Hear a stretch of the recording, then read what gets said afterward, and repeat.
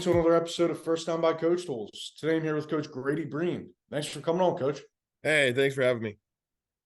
So Coach Breen, he's an offensive assistant at Concordia High School, which is down in Maryland, not too far from my alma mater, Gettysburg College. So to kick things off, Coach, can you just share with the audience like a little bit about yourself and how you ultimately got involved in coaching? Yeah, so I grew up in Burlington, Vermont, which is not really super known for football or lacrosse, but I love both sports.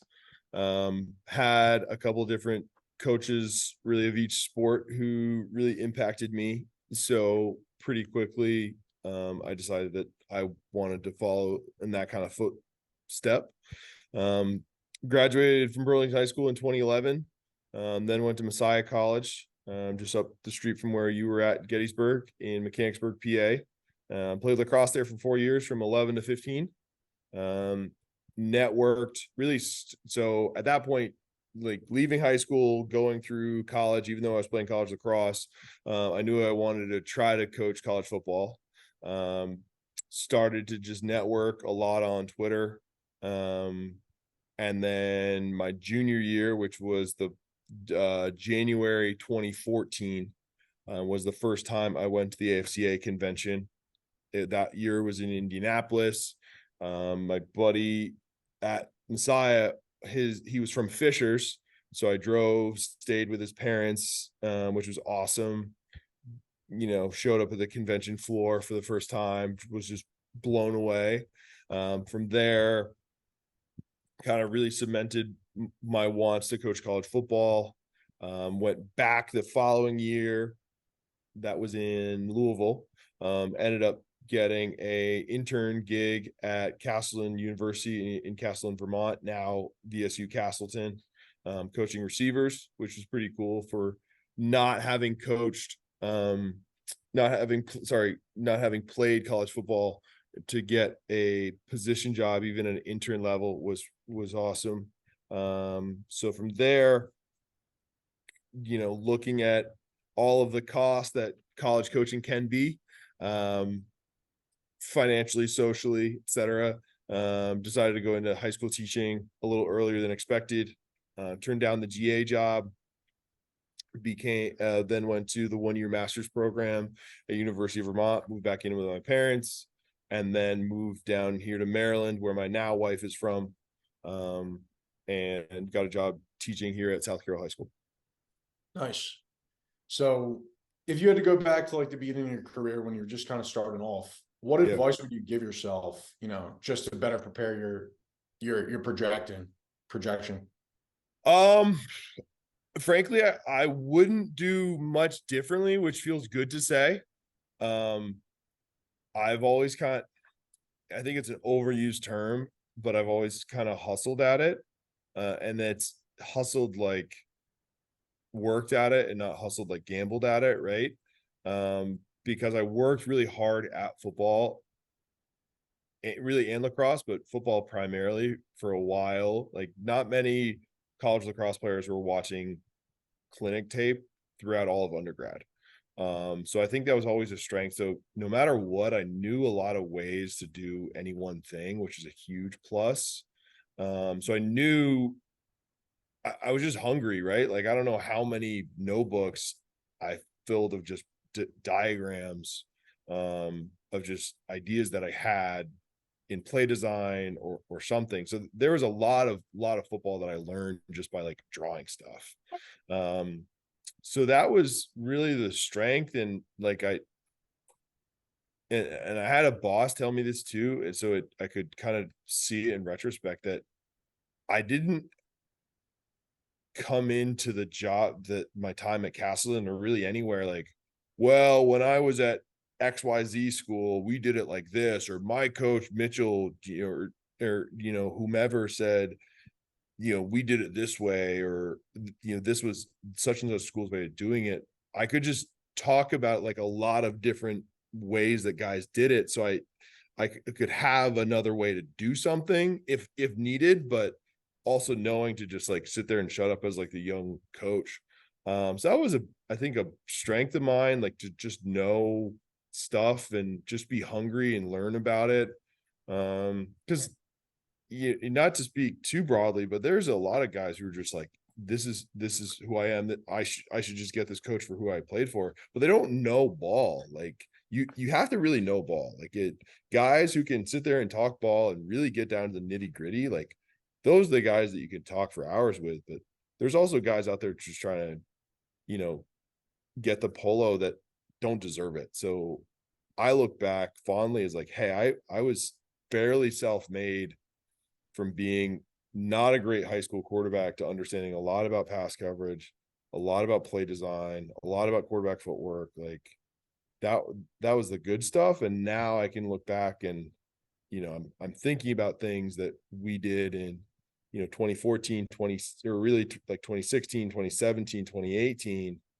Now in 2023 at a very legitimate program like Concordia, it's like I learned a lot of football, even if all the wins weren't there in like 2016. Yeah. Yeah. So you mentioned just being able to be a little bit versatile and just know the process of, like, for example, watching film as a college lacrosse player. So what else, like, how else did being a college lacrosse player help prepare you to be a coach? Just realizing how fast things can go. And it, again, as I said earlier, like it kept me humble in a way that's like, I don't have a resume, so I have to prove myself all the time. Right. I couldn't big time anybody, which is a good thing. And my players thankfully were like, coach, like you always kind of proved what you knew to us, which was good. And I knew in like a flow sport like lacrosse, there's a lot you can do within a time, right? Because when I was at Castleton, we were a fairly tempo team, not like as fast as we had been, but we were still tempo. So the coaches wanted things to go fast, but all of lacrosse is fast. And this was even pre-shot clock. So that was a kind of a good symbiosis of like what I had done and what we needed to do, just in terms of giving multiple constraints in a drill, which is important. But yeah, overall, just kind of always thinking of myself like I'm the college lacrosse player here to always prove myself to be a coach. Yeah, That's, I think, huge for anyone.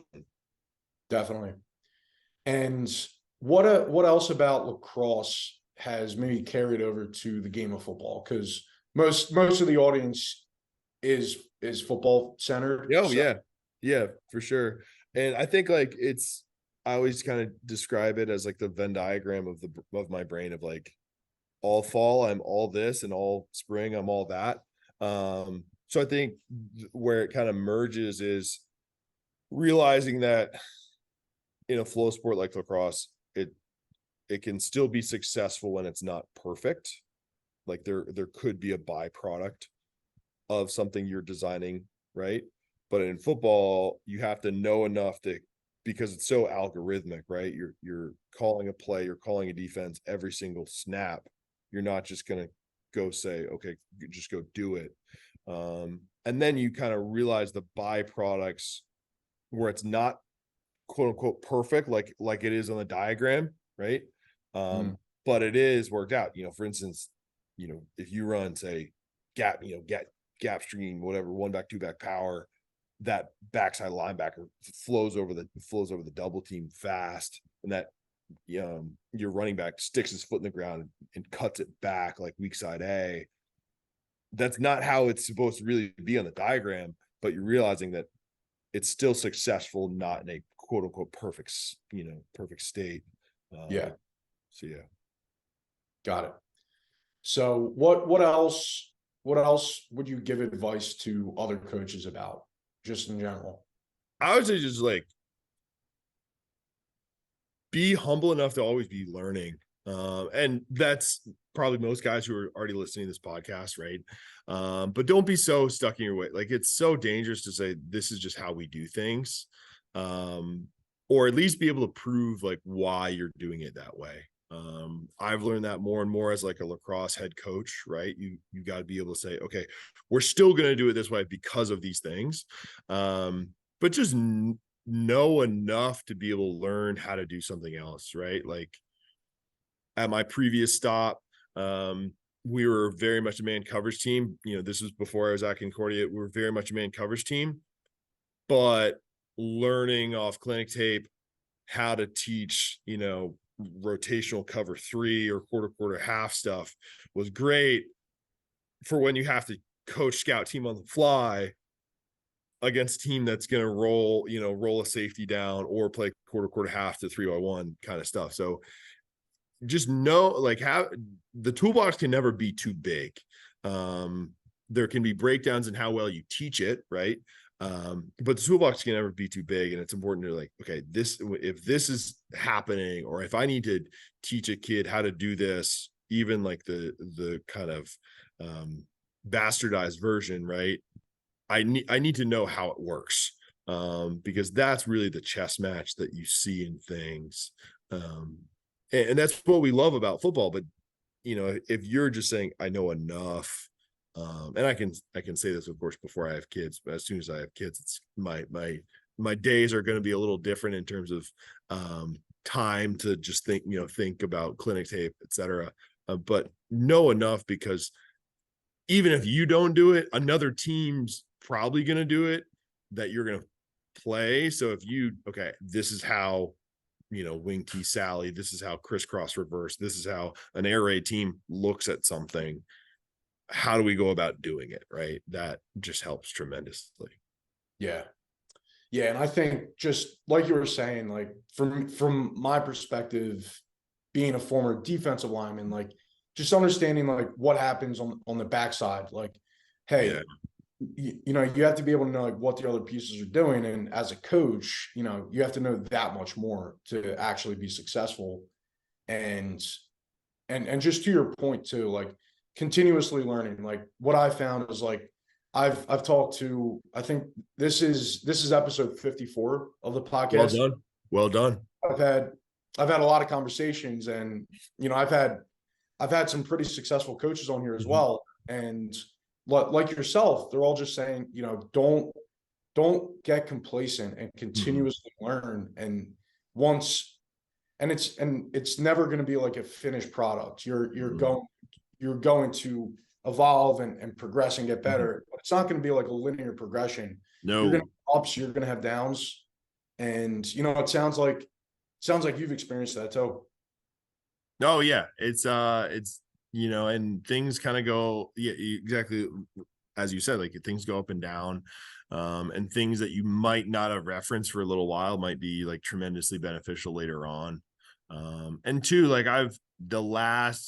my football knowledge hasn't changed that much in, say, 2 or 3 years. It's really more about the teaching of it all, right? Or like the fixing, right? Like, one of my mentors always says, like, it's not about what you can coach, it's about what you can fix. Yeah. Because if you can't fix it, you're just going to do 1,000 things. And that's really where it gets dangerous. That's where you kind of have to balance, like, knowing how to coach a lot of things and knowing how to coach this thing really well and fixing it all the time. Because if you just become the scatterbrained, they're in single high, they're in 2 high, they're in this, they're in that, they're in 0, like, then you're just kind of hopping around. Yeah. Yeah. And that actually, I mean, that kind of ties into what I'm doing with CoachTools. It's like, how can you know how to improve if you don't measure what you're doing and actually keep track of things? For sure. One of the coaches that I had on here, Coach Andy Cohen, he has a company, Get Recruited now, but he was a college coach for like 25 years. And years ago, he was talking about how he went to the Giants practice, and I forget the guy's name, but he was the offensive line coach for the Giants. And he was just talking about getting reached, and something as simple as that, like, even in practice. And obviously not every school has the ability to track that. Like, by hand or by Excel, but just knowing, at least generally, what am I good at? What am I not good at? And then focusing on the things you need to focus on. For sure. So cool. Any last words you want to share with the audience, Coach?